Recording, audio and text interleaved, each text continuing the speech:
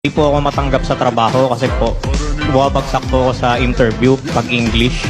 Ano bang trabaho ito? IT po yung ina-applyan ko po. IT. Dapat mas marunong ka mag-English kasi computer yan. Oo. Hindi, ngayon naman kasi mga ganun trabaho, pero kailangan kasi... Ano ba question sa'yo? Ano unang question? Anong tanong? Ano mga tinatanong? Can you tell us something about yourself? Ganun po. Ayun po, nahihirapan na po akong sumagot.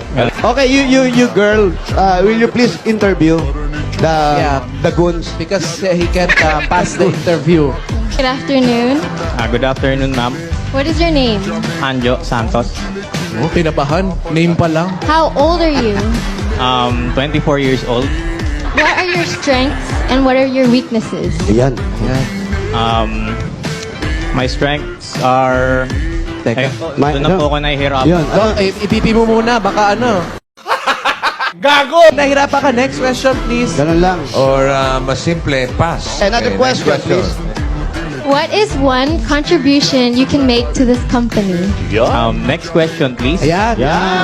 At least nakakasagot ka naman. Alam mo, Brad, pag ganyan na nagtatanong, mauubos din ang tanong niya. Oo. What is something you can offer to us that other candidates cannot? Pass. Ayan. Ganon.